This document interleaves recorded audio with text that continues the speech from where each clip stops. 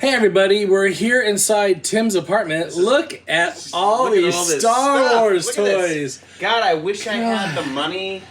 I would be all about this stuff if I could just spend my money like a child. He is the 40-year-old virgin. Yeah, that's really what this place is. Oh my God, Rick.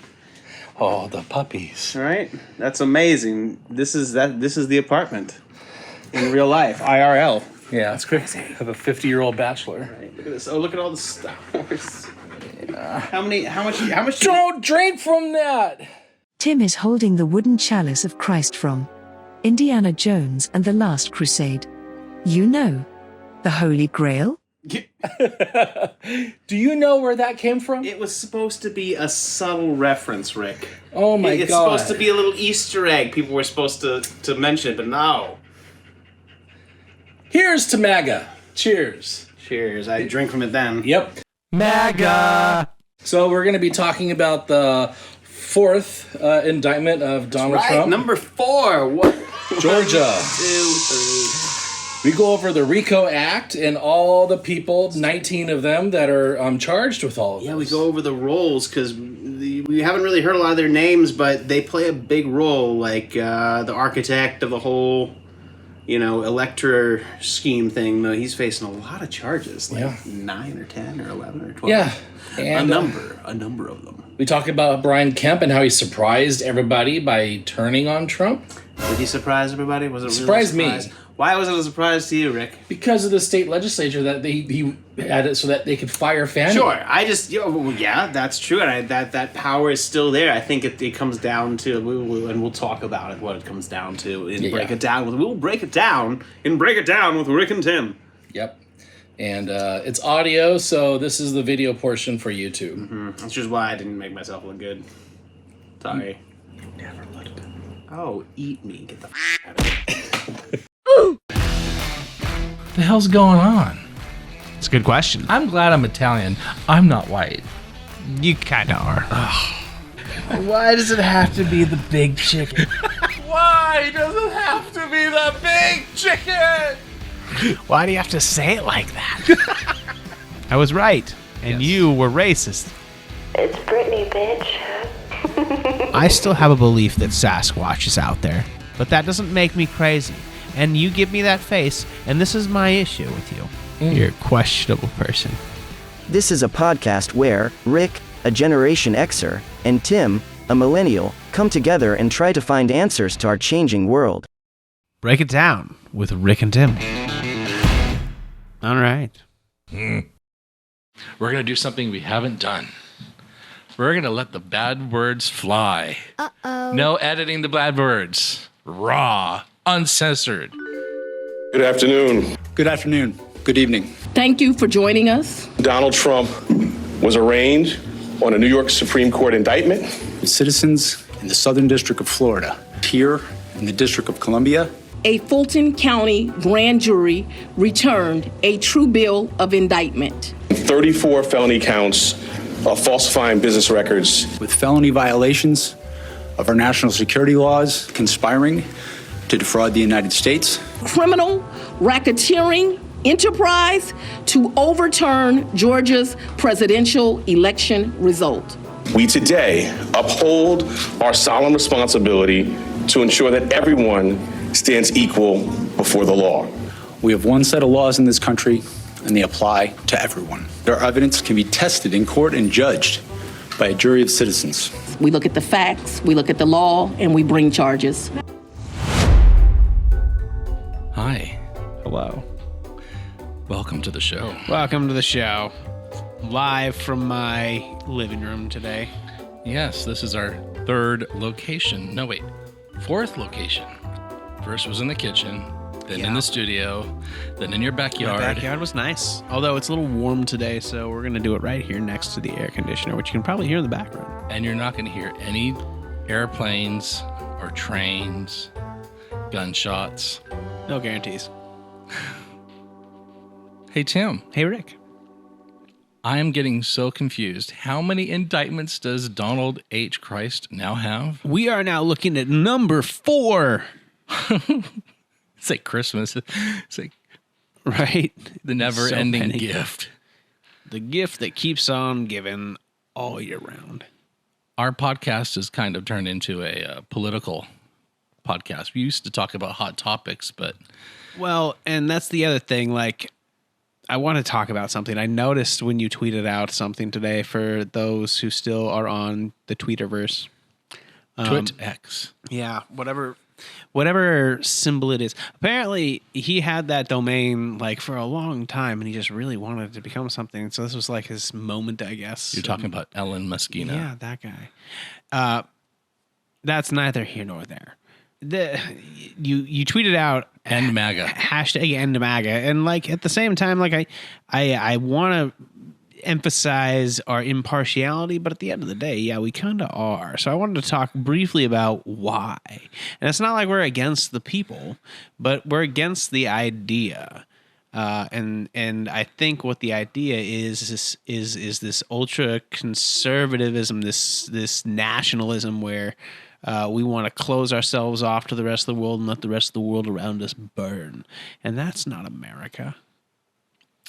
MAGA needs to end for our country to continue because it embraces theocracy. It embraces your wife and daughters being second class. That is true. So how do we embrace those people and let them know that that is not okay? We arrest them. We put them in prison. While they're in prison, we give them an education. What does an education look like? That's the other thing. Like, what does it mean to give somebody an education? Here's an example. The MAGA insurrectionists that have all been arrested by the FBI that are currently in prison.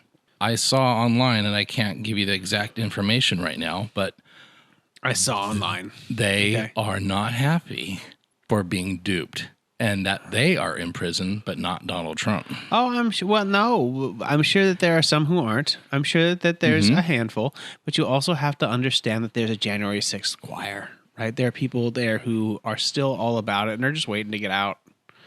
Right? They're still his people. Yeah, but it's little by little dying. Little by little, but not enough to, die off. Everybody's got a little bit of off and a little bit of on. You know who's gaining? He's gaining in popularity, I believe, or at least last time I checked, and this was a while ago, but he was gaining in popularity with the Hispanic vote. Who? Donald Trump. Maybe in Florida, not in Los Angeles. No, but in general, he was. Surprise, surprise. And that's more and more are going Republican. So it's all a game of numbers, and so you just look to see what the statistics say. It's crazy. I have another example for you how MAGA is dying. Mm-hmm. Every single one of these court appearances that Donald has gone to, he's been asking for people to show up and to fight and to protest, save our country, make America great again, blah, blah, blah, well, blah. They're all in jail. And there's been a few cuckoos. Just a few. There's been a few, but you got to remember, like, the people who are in jail are like the ones that were, like, grabbing, like, 5 of their friends to go with them, right? So they're the leaders and stuff of all these little mini groups and such. So there's no organization to the MAGA crazies right now because they're all in jail. So would you say that MAGA is, at the moment, dead? No. I would say that their little force... Little militia is dead. I think that the people who back it are still very much alive and still very much using what the real power is here, and that's the power to vote. So interesting. I think the tide has now turned. To what? For our country returning back to normal as close as it can, considering what's going on, because here's the pendulum swings. I have some examples for you. You think the pendulum is done swinging? My example pertains to the 4th indictment of Donald Trump. Okay. Governor Brian Kemp of Georgia. Okay. He tweeted, and I'm going to read his tweet. Read my tweet. The 2020 election in Georgia was not stolen. That's huge because he put that out willingly. No one was expecting him to do that because he had hold on a second. We were concerned that he was going to do with Fani Willis, because the entire reason his state legislature gave itself the authority to fire duly elected local prosecutors, and why Kemp signed that law was to give them the authority to stop Donald Trump's case. But then, to our shock and relief, he posted that willingly. You think that that's a shock and relief? It is. Why? Because I thought because of what he did with this state legislature, they were going to give Fani the boot. And then there had been no election number 4. Well, and that still might be an option because you can do that at any time. And so it's all about a game of power here. It's now Brian Kemp has the power to hold Donald Trump accountable, and he might use that as leverage. So let's go. There's more before. There's more. Okay. At some point, I want to speak though. I'm reading his fucking tweet. I know. Okay, go. More to the tweet. Take your complaint with Brian Kemp. Brian Kemp's tweet continues. Okay. He continues. He glares Since at me. we're talking about the wave of MAGA coming. The other thing is the seating position that I have you in is I am down here and you're looking straight down and looking. That's right. And I hate it. What the fuck is this stupid? Sorry, there's some swearing and he's going to yell at me again for that. Oh my God, he's looking down at me again. Go ahead. The tweet. He's lost his place. Everybody. He's looking. My finger's there. Oh, there it is. Go ahead. Brian Kemp's tweet continues. For nearly 3 years now, anyone with evidence of fraud has failed to come forward under oath and prove anything in a court of law. Our elections in Georgia are secure. Ask Stacey Abrams that question. Accessible and fair, and will continue to be as long as I am governor. The future of our country is at stake in 2024, and that must be our focus. What does that tell you? So what it tells me is this. He understands how the legislative branch works and how checks and balances work. So for those of you who don't know what checks and balances is, the English please version is there are 3 branches of power and they all hold about the equal amount. Now the president holds the most power, but the Senate and all the courts can say, nah, you can't do that sometimes. Right. And sometimes they have to get together and both say, nah, you can't do that.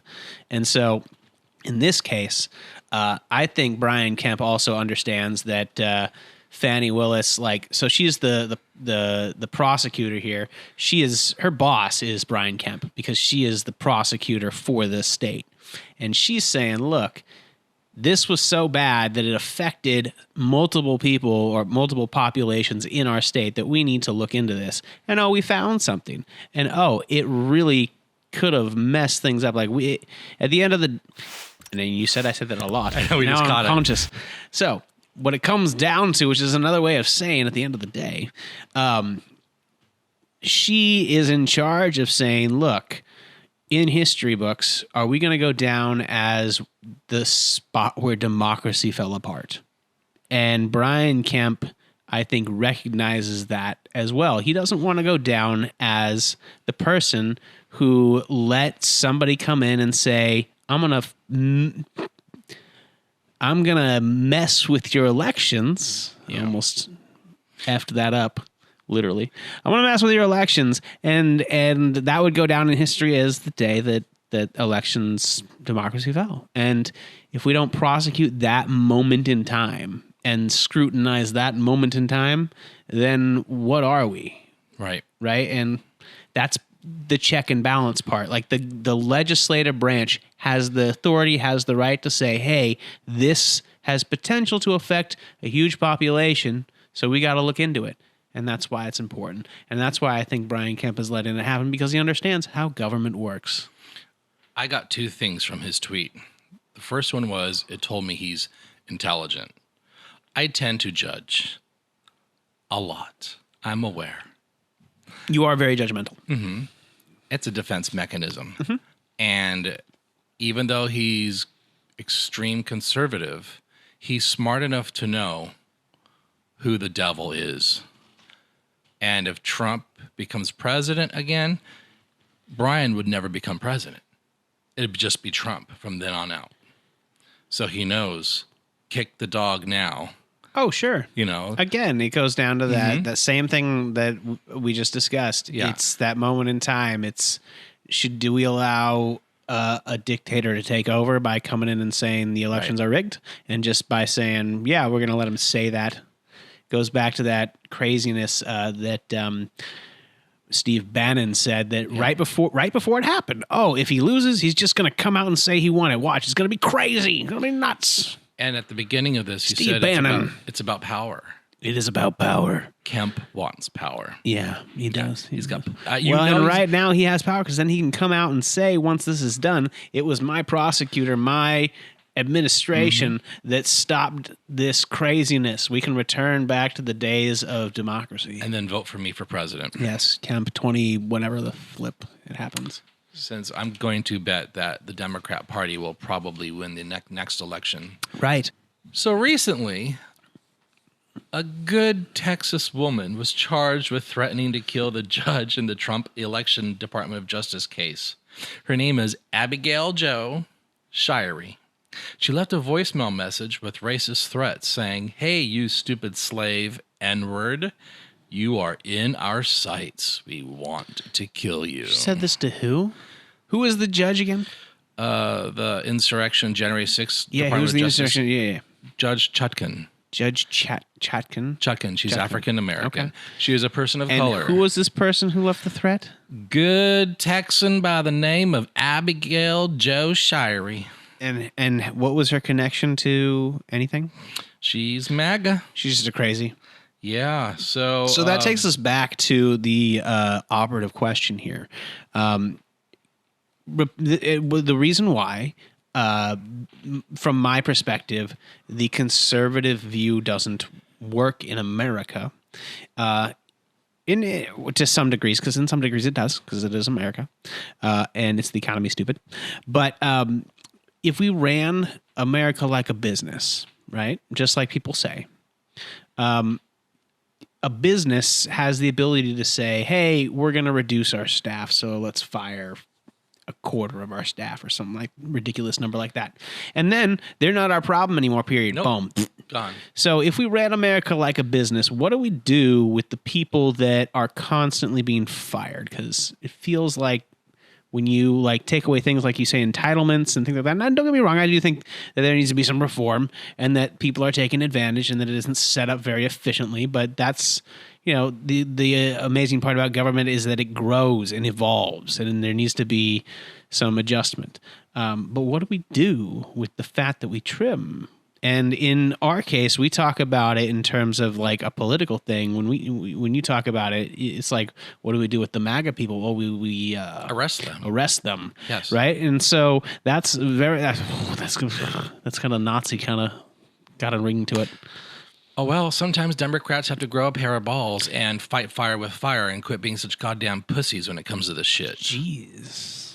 We talked about this the other day. The Democrats have to stand firm. They can't be like, oh, well, we'll wait till the next election. Well, right. But at the same time, do you think that arresting people is going to change their point of view?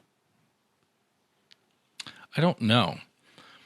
I do remember. Because what it sounds like you want us to do is to take them all, put them in jail through re-education camps, and put them back out. I wish the same goddamn things for them that they want for me. Put homosexuals like me on an island and be done with us, right? So let's do the same to them. Let's put all of MAGA on a little Mar-a-Lago island so they could have their own, you know, third world type of country where women are property and theocracy. And what was it that you told me yesterday that they're now going soft? Was it about Jesus Christ that Jesus's teachings are too soft? Jesus's teachings now are too soft for the current political climate. Welcome to Let's Trigger Rictor. Right, and this now, is a huge thing. you ruined I was going to say you ruined my trigger. Tim, but here it is. We triggered Rictor, and then we're going to do everybody. Let's trigger Rictor, and here we go. We triggered him. Ba-da! Music, everything.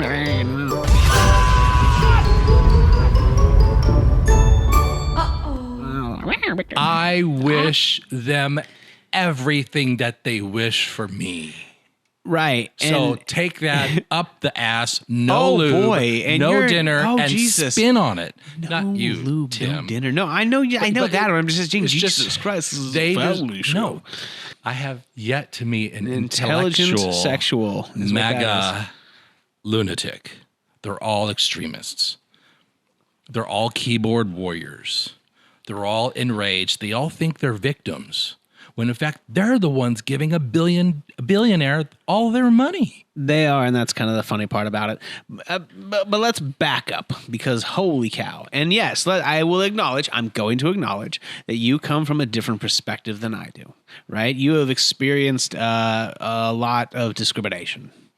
I have not, because I am very white and very male.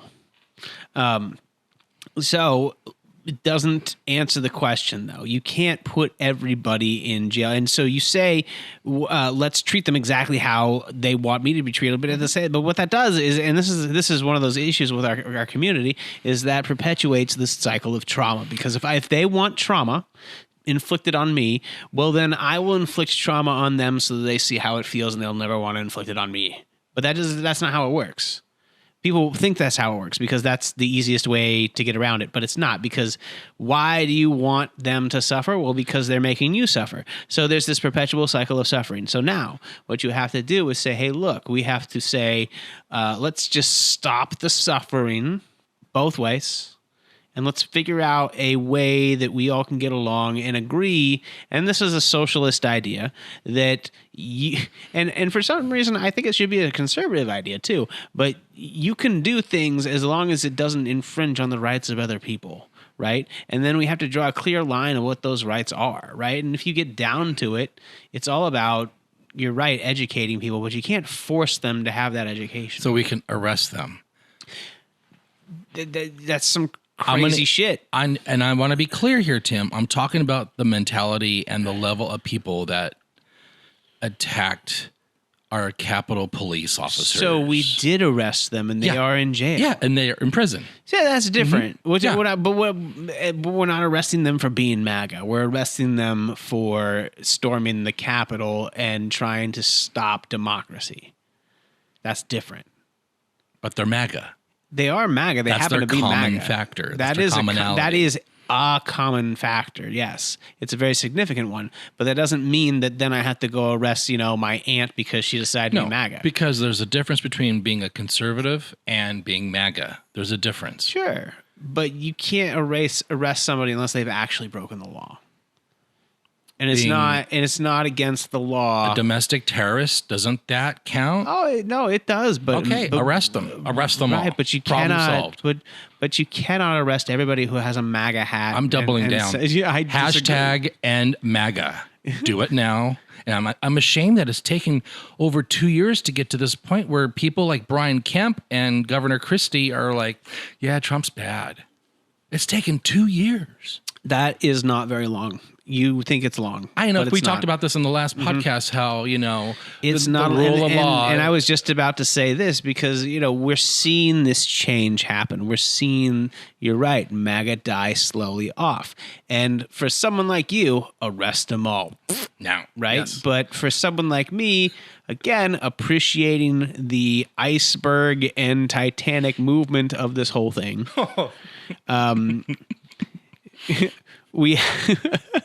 You have to allow things to happen and unfold and for parts to fill up with water before the whole ship sinks. I think I'm also a person of this current state and our culture where instant gratification. Exactly. And that's one of the things I have to teach. And I teach my students, you have to understand how slow the process is.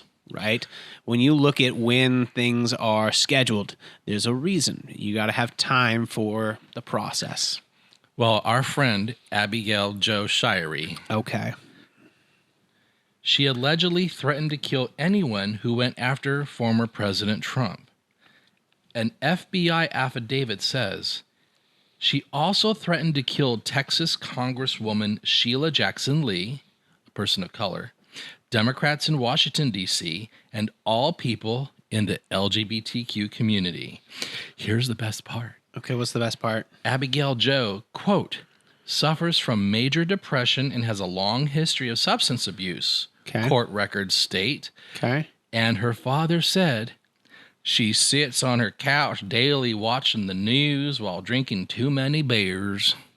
Okay, so you just pointed out a poor girl who was brainwashed by the news. And look what she did. Yeah, and she made some threats. So let's... And now she's in jail. So that's sure. But, yes, and MAGA, arrest them all. But you don't call and make threats, you get arrested. But that's not to stop Are some... all people who are poor doing that? No. But again, what was her role here? What was like her main role? Like, what was her significance other than just being some... What was her job? Was she like... How significant was she? In terms of like community? As an individual, no significance. Okay, so let's start there. She was of no significance. As an individual. She was a nobody as an individual. That's a very good way of putting it. She has How guns. sad. Right, we don't know about that. So what we're seeing is the current political climate is on one side there's an anger-driven side. And what we're saying is stop with the anger-driven shit because you are. That's what I'm saying, and that's what you're saying. Because arrest them all. No. Okay, well, God damn it. I guess you're right, but and that's what I'm saying. Like again, going back to it, why do we have to lead with so much anger? Why? And that's my problem. And it's on both sides. It's the new political climate. But it is mostly on the right. I will give it that. And it is the political climate. And that's why I stopped kind of watching Anderson Cooper and such, because I started seeing that anger come through in there too. And I was like, bleh. I don't want anger. I just want fact. His equivalent on MSNBC would be Joanne Reed. Not Rachel. Rachel's not anger-based. No, but she's conspiracy-based. So she kind of reminds me of like the Tucker Carlson, but without the extreme racism. As long as you understand that Rachel is queen. Oh, my God.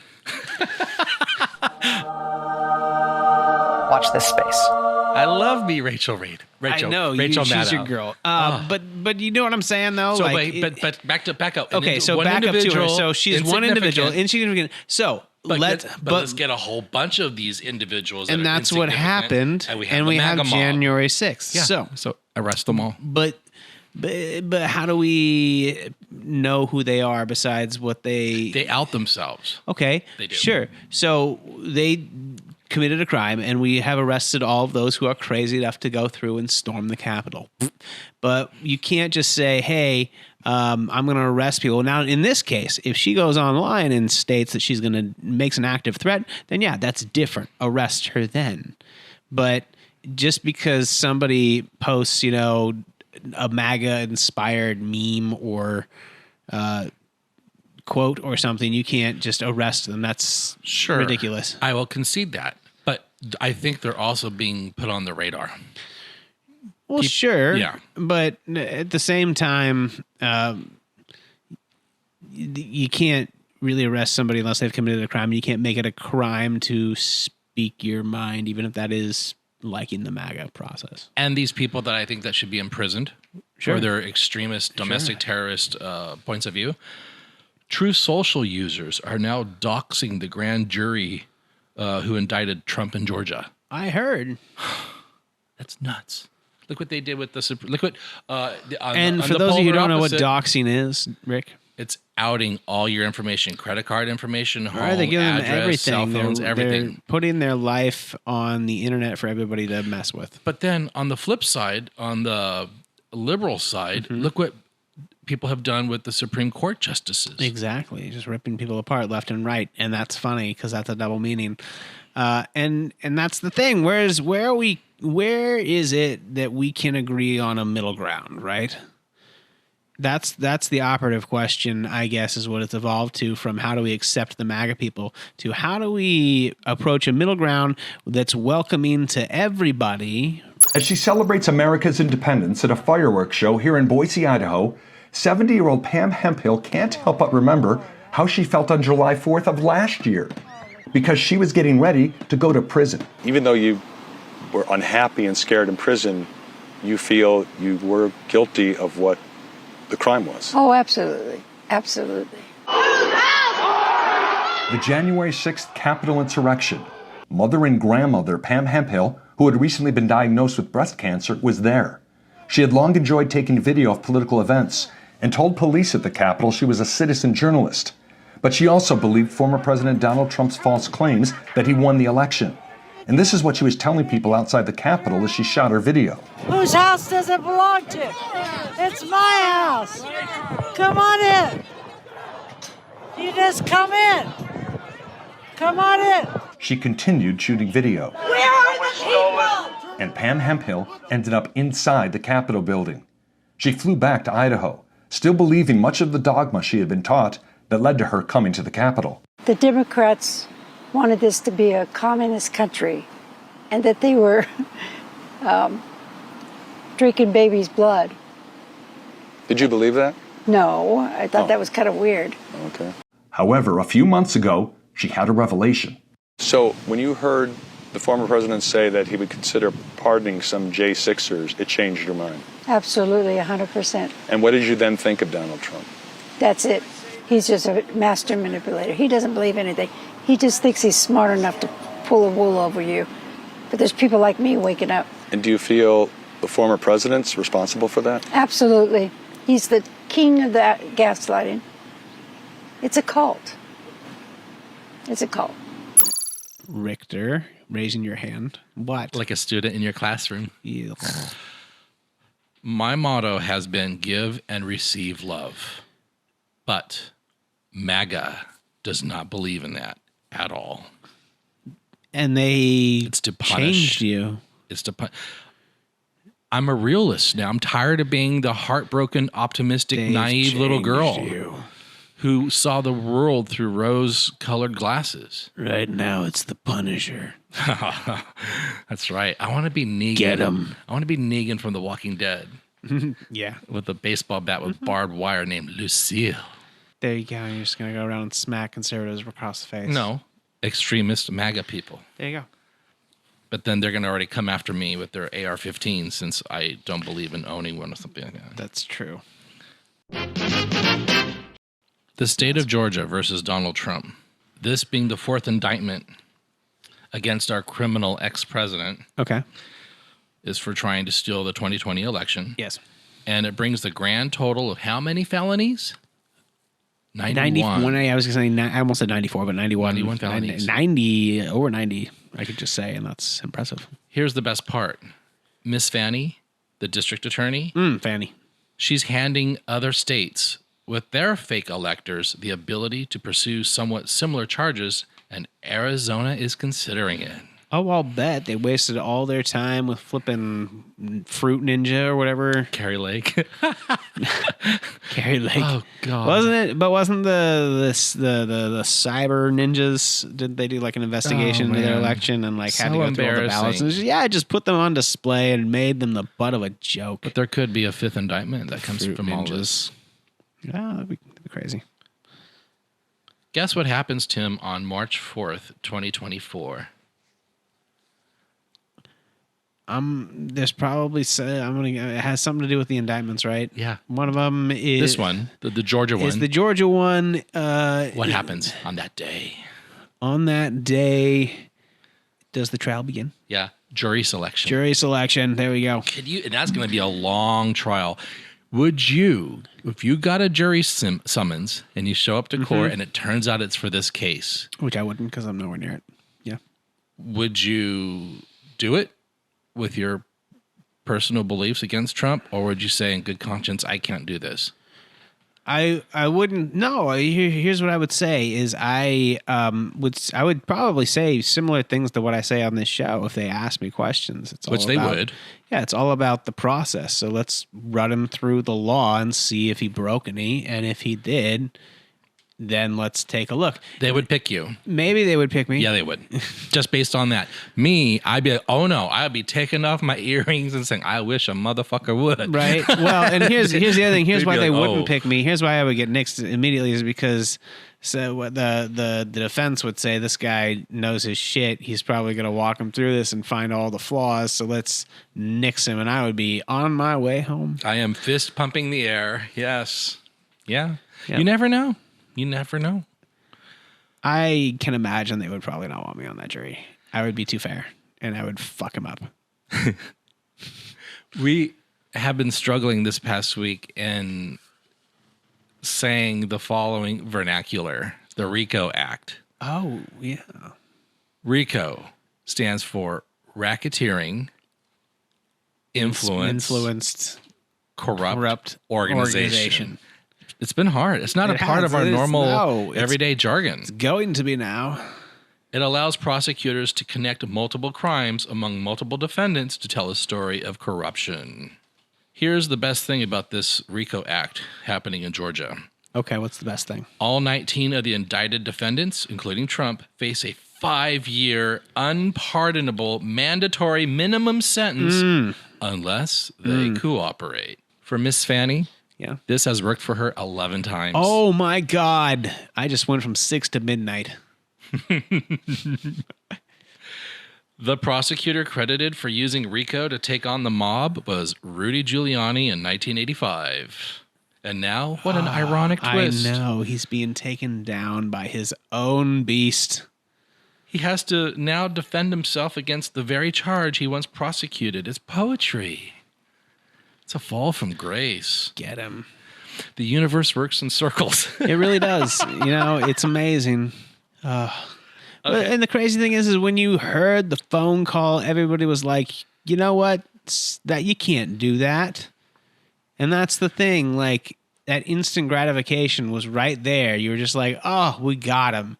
And now it's like, it's taken this long. And hell yeah, it's taken this long just to get started. Because, again, the check and balance part of the government moves very slow. It's methodical. Well, you have to understand that, again, the icebergs are everywhere, and some of them are bright orange. Yeah. Spray tanned. And America's a very big ship, and if we are not very precise in our calculations, we can hit one of those icebergs. Democracy is very fragile. And a case like this with someone like Donald Trump, which has never been done before in our country, it's like a house of cards. It really is. One wrong move and the whole thing can come tumbling down. Yeah. I'll let you read the next few things here. It kind of breaks down what's going on. And all right. But read this to yourself because there's a joke in there.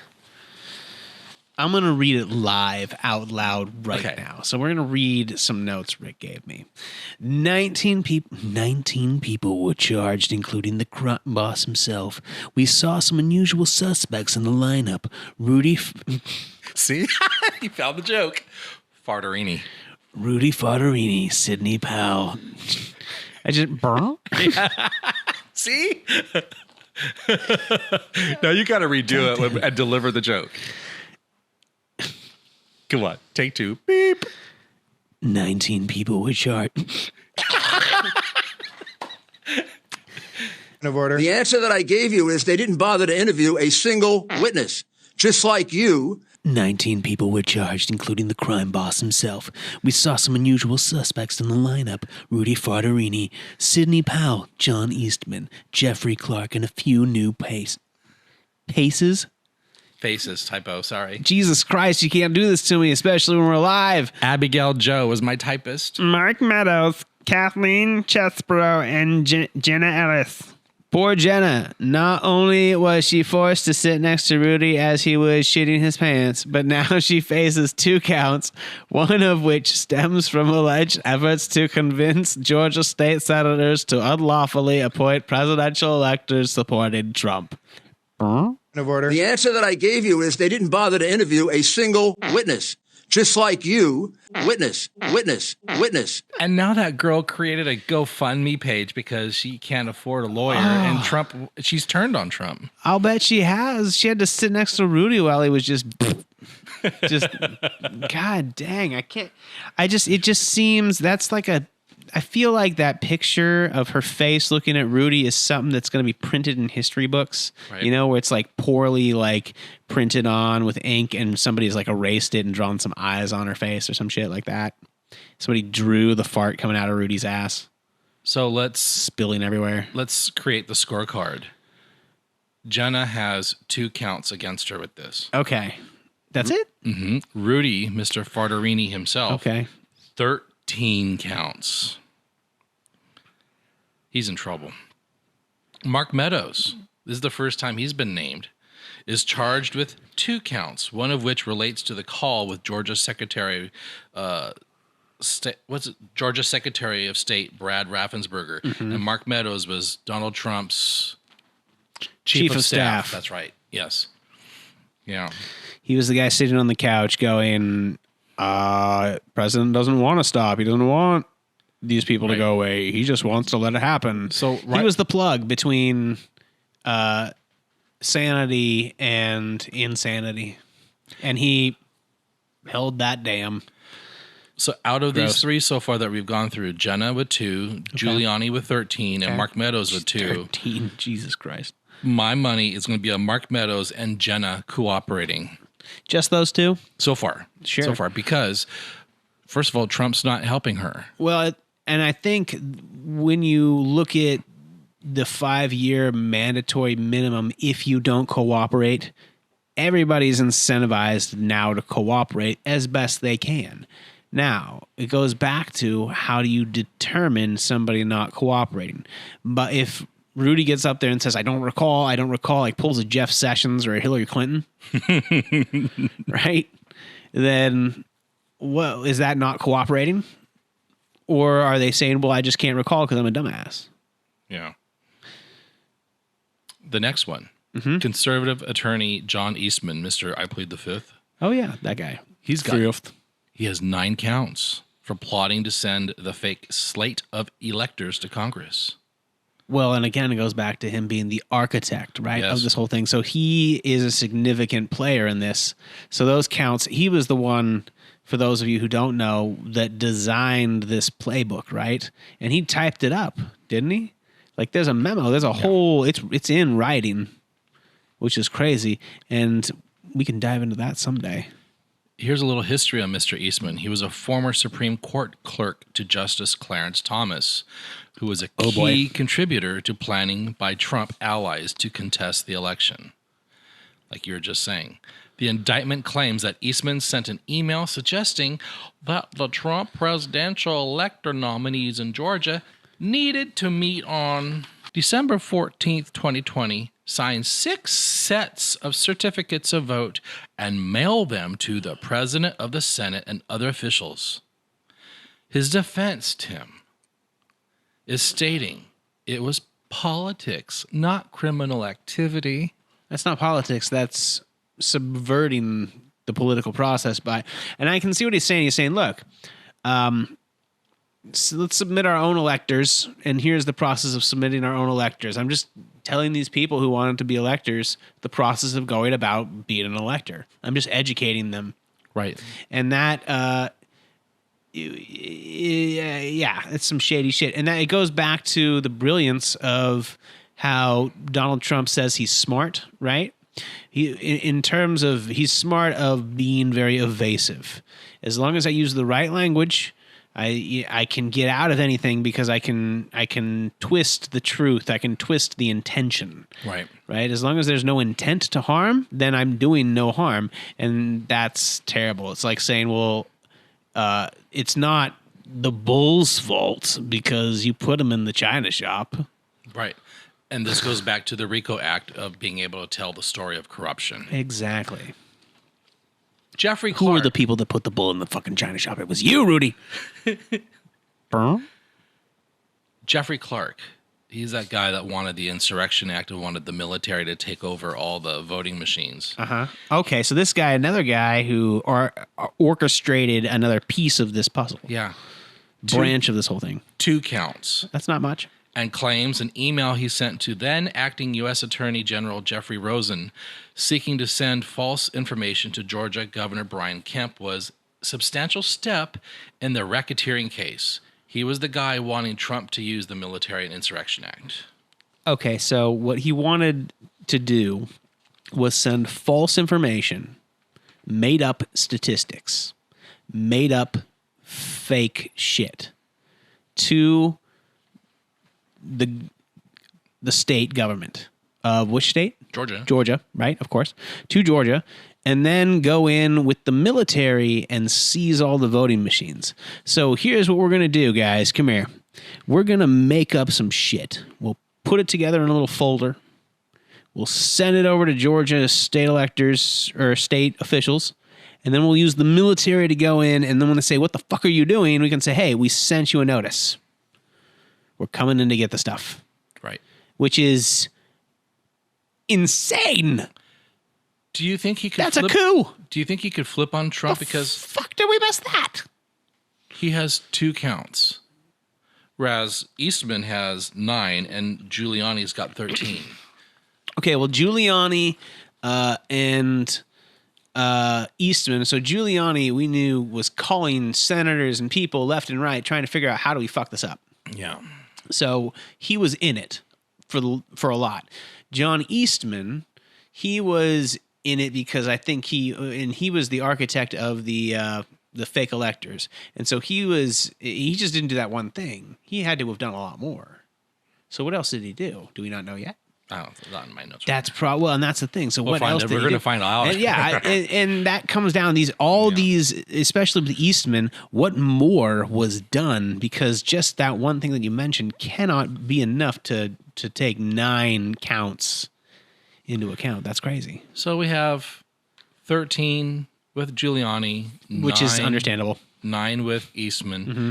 Our next runner-up, contestant number 4, Cindy Powell. Yes. Oh, I win. Favorite cuckoo lady. Yes. She's weird. She's Sidney facing Powell. the lucky number 7. 7 counts. 7 counts against me. Mm-hmm. Relating to planning Trump's efforts to contest the election. Anybody who believes those counts are just crazy people. I don't know how anybody could believe it. It's just cuckoo. Yep. Moving on. Kenneth Cheesebro is charged with 7 counts. Cheesebro, is that true? His name is Cheesebro? Stemming from the plan to submit Or is that a slate. joke that I missed? That was his real name? Yeah. It was all about the slate of fake electors from Georgia. Going back to that, because that's another big thing. And now, I heard somewhere, and I didn't look into it, that submitting fake electors has been a thing that's done in the past. I don't know anything about that. I don't know anything about that either, but I'll have to look that up. Now we're getting into some names that aren't as popular and have not been on Fox News, which is why we recognize these people. Georgia lawyer Robert Cheeley is charged with 10 counts. That's a lot of counts. Michael Roman, someone else, has 7 counts. Well, let's go back to Cheeley real quick. That's all I have. Yeah, that's all you have on Cheeley? That's what I'm giving, yeah. Okay. Let's talk about them in a moment. Michael Roman has 7 counts because he allegedly received documents from Cheesebro in December of 2020 that were used by Trump electors in Georgia to cast the fake Electoral College votes for the former president. Okay, so his role was to be on the receiving. So he was the guy in the field. Yep, the charges against Roman stem from the fake elector scheme. That's so what it's all about. He was like, okay, I got my guy over here who's setting us up with all this information, and I'm going to go through and process it, and I'll hand it out to the electors. I'll take care of it. No worries. That's your guy. The fake electors, the people, the fake electors. Okay, and here are the fake electors. Out of the 16, only 3 were charged. Oh, wow. Meaning the others accepted immunity deals. Oh, okay. So they were just like, yeah, we fucking did it. Let us go. Jesus Christ. Yeah. Sorry. Yeah. Slap us on the wrist. They're probably like, you know what? This really isn't we'll my give you circus. all our stuff. Yeah, they're probably not like, my monkeys. Yeah, they're probably like, we didn't. And they're the people that got roped into it. It sucks. That's just got like up in the hype and then, oh my God. There's another woman here that has more counts than Sidney Powell. Cathy Latham. Oh, wow. Latham. Latham? Cathy Latham? I don't know. A Republican official has 11 counts in the indictment, some of which relate to the scheme to submit a fake slate of presidential electors. I feel like that's the one that's really going to mess people up because there's so many there. Well, and I wonder if they give them like for like different things, or are they like different because like the people involved? I don't know. It's just so many questions. Right. The others stem from the effort to allegedly tamper with voting equipment in Coffee County. Where's Coffee County? In Georgia. Okay. David Shafer, a former state senator and chairman emeritus of the Georgia Republican Party. Didn't they just walk in and were like, hey, we got to take a look at this thing and like start ripping it open? Has been charged with 8 counts. Jesus. All about the elector scheme. Shawn Still is a Republican member of Georgia State Senate and is charged with 7 counts. The indictment alleges Still falsely claimed to be a presidential elector from Georgia and is accused of misrepresenting himself as a secretary of the 2020 Electoral. So that's why he's being charged, because he was a public figure, and that's a violation of his public office. Imposing as somebody else. Yeah. That's crazy. That's a felony. He's going to beg for that to be taken to federal court, though, probably. Last but not least is Ray Stallings Smith III. Get a look at this guy. Okay. This dipshit has 12 counts against him. Okay. He's accused of advising the fake electors who met at the state capitol and cast votes for Trump and signed documents that falsely claimed Trump had won the election. Okay. Here's where stuff gets weird. Okay. Entering the Kanye West area. Oh, what? Jeebus. You've forgotten. I've forgotten. Trevian Cuddy was a former publicist for Kanye West, the rapper now known as Ye. Oh, send Ye to jail. Anti-Semitist Ye. Oh, boy. Here we go. Cuddy is charged with 3 counts, 2 of which relate to a plan to pressure Ruby Freeman, the former election worker in Fulton County. I cannot say what specifically will take place. I just know that it will disrupt most of them. She was the one that was trying to get her to come clean at the police station. And Ruby's like, I'm not going to talk to you. Remember all that? It's all on video, all recorded. Oh, yeah. And then it just messed up her and her mom's life. Stephen Lee, a pastor from Illinois, is charged with 5 counts that involve the attempts to influence Ruby Freeman. Do you know how it feels to have the President of the United States to target you? The President of the United States is supposed to represent every American, not to target one, but he targeted me. That poor woman. Right? Willie Lewis Floyd was the director of Black Voices for Trump and faces 3 criminal charges. The indictment claims he participated in the effort to pressure Ruby Freeman. Okay, yeah. So he's probably just like, you know what? You just got to give in, Ruby. You just got to let the Lord Jesus take the wheel. God. Scott Hall is a Georgia Scott Hall is a Georgia bail bondsman who allegedly helped with the unlawful breach of election equipment and theft of voter data in Coffee County. The indictment states he faces 7 counts in all, 6 of which relate to those efforts. Man. It's crazy. We're almost done with the list here. Oh, nice. We're getting there. Misty Hampton is the former election supervisor for Coffee County and faces 7 charges.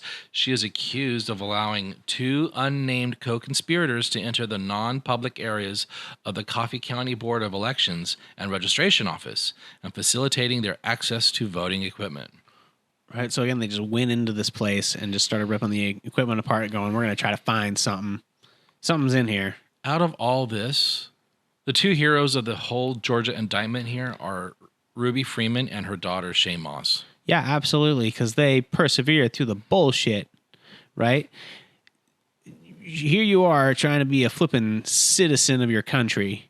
Yeah. And again, I love America, don't get me wrong, but it's just about what America you love. And if you love democracy, you love Ruby and her mom. Oh my God, they're fantastic. And they fucking targeted her. Hey, let me take my power as President of the United States and let me show you how I can step on you, you little significant aunt, and your mother. Ridiculous. It's just unbelievable. It's childish. Ms. Moss, how has this experience of being targeted by the former president and his allies affected your life? It's turned my life upside down. I no longer give out my business card. I don't want anyone knowing my name. I don't want to go anywhere with my mom because she might yell my name out over the grocery aisle or something. I don't go to the grocery store at all. I haven't been anywhere at all. I've gained about 60 pounds. I just don't do nothing anymore. I don't want to go anywhere. I second guess everything that I do. It's affecting my life in a major way, in every way. All because of lies. For me doing my job, same thing I've been doing forever. You know, come to think of it, there is one more hero other than Ruby Freeman and Shay Moss. Okay. It's the Georgia Secretary of State, a Republican, Brad Raffensperger.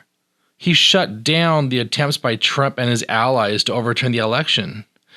I guess like days ahead of the January 6th Capitol attack, a newspaper, Washington Post, yes, it was the Washington Post, published the recording, that infamous recording of the hour-long phone call between Trump and Raffensperger, who rejected Trump's request to challenge Biden's victory. And he told Trump he was relying on debunked conspiracy theories. So, look, all I want to do is this. I just want to find 11,780 votes, which is one more than we have, because we won the state. Here's another win for Brad. He defeated his Trump-backed challenger in the 2022 Republican primary, winning re-election. He's another man that did his job, just like Mike Pence. And the real truth is I won by 400,000 votes, at least. So what are we going to do here, folks? I only need 11,000 votes. Fellas, I need 11,000 votes. Give me a break. So recently, Fox News did a poll. And this is another example of the tide turning, and it's now becoming a blue wave against MAGA. All right. Trump's effort to overturn the 2020 election results. Something illegal, 53%. Something wrong, not illegal, 20%. Nothing seriously wrong, 24%. And this is, who is this? Among registered voters? This is just among all registered voters? On Fox News. So on Fox News. Granted, but that's coming from Fox News. That's sure. Huge. 53% think it's illegal? Yeah. Yeah. In the next poll. Classified documents. 53% think illegal. Georgia election interference. 51. Federal election interference. 47. And hush money payments. 34. Poor Stormy. God damn it, Stormy. I think it shows that, here's what it shows to me. If they're looking at just people in the country, that's split along party lines with a little bit leaning towards some Republicans thinking it's illegal, which makes sense because you have some people who are there. But again, it just shows that you can get away with murder at his level of influence because that's what he operates on. He operates on this ability to be so vague and move in the gray zone. He just does that. He just moves in the gray zones, all the gray areas, and he gets away with everything. For a moment in our history, that sentence of yours, he was able to get away with murder at his level of authority. And he told us he could. He said he could go down to whatever, Fifth Street or whatever, Fifth Avenue and shoot somebody. And he took his followers and he rushed to the Capitol, and one of them got shot and killed. And he got her killed. And then he got other people killed through that whole process. Just a fucking piece of work. All right. Would you support Trump if he is the 2024 GOP nominee? Definitely probably would. 36%. And that makes sense because this is of all likely voters. And then definitely probably wouldn't are 64%. Now, you have to look at this with a grain of salt because this is split clearly and evenly. There is no yes or no. There's no maybe or thing of that nature. It's just two extremes. I don't see the middle ground here. And that's dangerous because, again, what it really tells us is who supports Donald Trump and who doesn't. And when you see 36%, that's 1/3 of the United States and 1/3 of the electorate. That makes sense because that is about the amount that support Donald Trump. What it comes down to in our elections is the middle ground. You have about 1/3 that is crazy conservative, and you have about 1/3 that is crazy liberal. I wouldn't say necessarily crazy liberal, but maybe. But there's the middle ground, that other 1/3 of the United States. And here's the crazy part. That 1/3, they don't vote very often. They're the ones that kind of abstain, and they're like, I don't really care for voting, or I don't think my vote means anything. So they just don't give a fuck. And so what it comes down to is who's pulling the most pie from that piece, right? And conservatives, they kind of found their niche, and they started taking big old handfuls and chunks out of that pie. And now, and it's been mostly down the middle, but there's still a lot of pie that doesn't vote. And so when you hear Trump say, like, I had the most voters in history, well, that might be true on your side, but that just means that you grabbed more voters out of that piece of pie that doesn't vote. Now, the Democrats have been doing a pretty decent job of pulling people out of that too, because I think a lot of people on that side of who haven't voted are starting to see how the politics are affecting their everyday lives. Right. And so it comes down to the operative question: how do we give something to those voters, even the MAGA voters, that they can vote for and bring us all together? And it sucks because we hyperfixate on issues we can't agree on, and we let those dictate whether or not we're going to agree with everything else. And it sucks. Do you agree that the tide is changing? In what way? That MAGA is ending and Trump is metaphorically dying. Yes, I think a lot of people in that pie that didn't vote woke up and were like, hey, yeah, we need to vote for something, and we want to vote for something that's going to make the economy better, because that's really what it is. And so people went with Donald Trump, and they're like, we'll forgive his sins. We know he's an idiot. We know he's probably going to do some damage, but at the end of the day, he's going to do what's best for the economy, and he's going to make us make money, right? And he's going to promote our nationalism, which is important to our conservative people. And he's going to allow us to just be what we want America to be. And that's a place where you can just make money on the backs of whoever you want. And I think it's done more damage than people thought. True. And a lot of those people, it's like, with Brexit, people are like, oh, I regret doing that. That was dumb. We thought it was funny. But yeah, it comes down to, I think a lot of those people now are going to say, hey, maybe we messed up and we're going to vote like we did last time, but maybe we won't vote for Trump. Maybe we'll vote for the other guy, because to be honest, I feel like even with all the crazy negative talk, we are, as a country, with Biden's few things that he's done, we are moving in a better direction. I'm not saying Biden's my guy, but for now, better than Trump. He is. Yeah. Well, and it's about the administration and the direction we're going, right? Republicans right now are that conservative, nationalist, economy first. If you, get screwed, sorry, kind of mentality versus, the Democrat progressive side, which is, let's make sure we're all getting through this together. But also, all you have to understand too is that there's also another end to it. There's this capitalist versus socialist kind of butting of heads too. And people at the low end of the spectrum who are poor are the ones suffering. They are, because in the policies that Donald Trump put forth were really good for people who are in the upper middle class and the upper class. They weren't very good for the people in the lower class. Like when I redid my taxes, I don't get to write anything off now. And I don't get to take as many tax cuts as I used to. It wasn't great for me. And there's a lot of people out here who didn't get an advantage. And then there's other things that were lost, just things that make our community better just got nixed too, like all the public programs. It sucks. There should be a balance between capitalism and community. That's the problem. And there's not. You know what else sucks? And now it's time to Let's Quiz Tim. Oh, let's take a bathroom break before we do that. I gotta pee.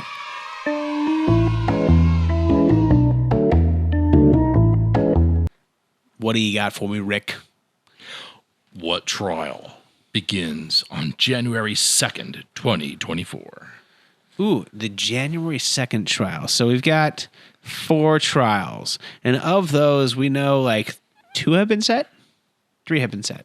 4. All 4 have been set by now? The January 2nd one, that's coming up. I want to say, is that the Stormy Daniels one? No. The Department of the Justice. Department of Justice one. I don't know. I haven't January paid that much close attention to it. What famous trial began on January 24, 1995? Ooh, what famous trial? Was that like famous Watergate or something? Famous. famous? Fucking famous. Oh. 1995, January 24. What was the trial? OJ.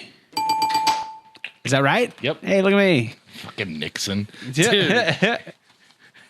Yeah. You're a high school teacher? Yeah, This is why Abigail Joe calls the judge and threatens her. This is why, yeah. I don't know. What did our president, our criminal ex-president, Donald H. Christ, call Ruby Freeman? What did he call her? Yeah. There was a name? I don't know, like Crooked Ruby. I'll accept that. Crooked Ruby. He called her a professional vote scammer and hustler. Oh, that's rough. Jesus Christ. Yeah, but yeah, crooked kind of goes along with that. Yeah. Not terrible. Yeah. President Biden gave Shay Moss and her mother Ruby what? The Congressional Medal of Freedom. Something along those lines. I don't know. Damn. No. You want to know why that doesn't work? Is because it's the Congressional Medal of Freedom. It's not even the same branch. It's the he gave him the Presidential Citizen Medal. Yeah. Whatever medal he is. What did the president give him? The Congressional one. So the Presidential Citizens Medal is the second highest civilian award What's in the United the first? States. And is second. The medals those girls got was the second highest medal. What is the first one? The Presidential Medal of Freedom. Yes. You got that one. What are the 3 things in becoming a Trump cult member? The 3 things? Yeah. Name some 3 things. 3 things to becoming a Trump cult member. I would say a gap in your teeth. Probably clothing with holes. And some sort of addiction issue. Okay. They got dark real quick. We'll accept those 3, but here's what we have for the answer. Okay. Buy his merchandise. Okay. Decorate your lifted truck with his flags. Oh, that is important. Give that billionaire all your money for his legal fees. Right. We don't need an electric bill this There's month. so many, but yeah, I like your answers though. Okay, good. One of the 19 indicted in the Georgia case used to troll comedian Kathy Griffin pretty hard on Twitter. Who was it? Oh, no. One of the 19. I want to say it's like, it's not Donald Trump. Well, take him out of the equation. Rudy Giuliani. Jenna Ellis. Jenna Ellis. Really? Why? Weird. Kathy said this. Okay. This dumb bitch Oh, used boy. to come for me on Twitter all the time. This news, the indictment, is sweet, sweet nectar to me. Ew. Gross. Here's our last question. What was created in 1970 as a tool to wipe out organized crime?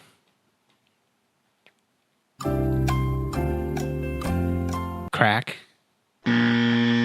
Crack is a tool to wipe out organized crime? Depends on your perspective.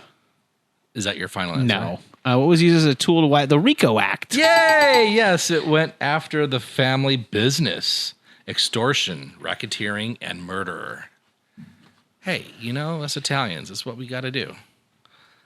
What would you say is a rough percentage of people that don't have a basic lick of sense, common sense? 36%. Oh, man. And what was that poll that said 36% would still vote for Trump? Damn, you're right. Oh, man. Well, and you have to understand, too, that it's not necessarily their fault. It's not, it's an ingrained way of thinking. It's conditioned, right? You're conditioned to believe what you are told and believe that that is fact because what that information comes from a higher authority. It's a patriarch or whatever you call it, right? You know, you look at the conservative household, right? You have at the head of the household the man, and the information flows down through him to the woman to the rest of the family, blah, blah, blah. And it's not a thing you question. You just have to trust your man knows better. And that's the same way with politics. And the problem is that the people at the top are lying to the people down below, and they're just believing those lies. On our last podcast, we talked about what we thought and guessed had the strongest probability of putting Trump in prison. And we went through the Stormy Daniels hush money case, the insurrection, the Department of Justice case, and the classified documents case. Now we have this one. I'm excited about this Georgia case because of the whole RICO Act. They have the whole criminal organization just put out there like on a big board with lines connecting the dots and the emails and the audio tape. 11,780 votes. I just need 11,780 votes. Yeah, that's it. That's it. That's all. Where did they go? Nobody knows. They were there. So now they're gone. I love your impression. I wish you did more of it. Yeah, maybe. So with this information now being out in the open, finally, does this change your original guess as to what gets him put behind bars? Because we both agreed that the documents case is the weakest one out of all this. It is the weakest one out of all this. But at the same time, I think it's a matter of process. I think there is potential for more than one of these to put him in legal jeopardy. But also remember, too, how our legal system works. Just because they're convicted doesn't mean they're going to get sentenced to jail. So if we're looking at one with potential for actual jail time, actual prison time, the RICO Act. Yeah, you agree with me on that I one? can agree that the RICO Act one is the most likely one to put him behind bars. Oh, I can't wait. Which will be interesting. Oh, gosh. I'm going to be singing gospel music like I did when Biden won the election. Hey, I'll kick you in the nuts. You can sing falsetto. Well, thanks for listening, everybody. Go ahead and follow us on the TwitX, Rictor_Riolo, and at Tim Breaks It Down, wherever I am. You're on Twitter still. You haven't joined Threads. Twitter. I haven't joined the... I'm on Threads. I might join Threads. I'll tell you what, if people are really interested, they'll let me know. Yeah, but also on Threads, you don't use hashtags. Oh, that's nice. Yeah. Not yet. And we'll probably be back with another podcast when something big comes down. Right. We kind of moved away from this video format because it's a lot of editing for Rick. And he does all the work, to be honest with you. Yeah, and you know, the podcast does better on Spotify and Apple than it does on YouTube. Yeah.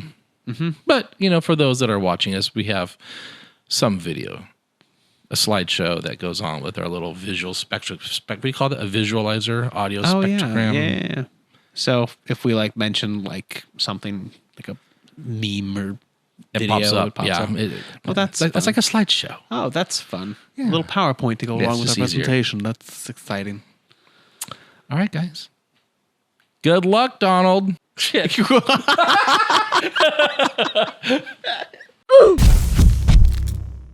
I only need 11,000 votes. Fellas, I need 11,000 votes. Give me a break.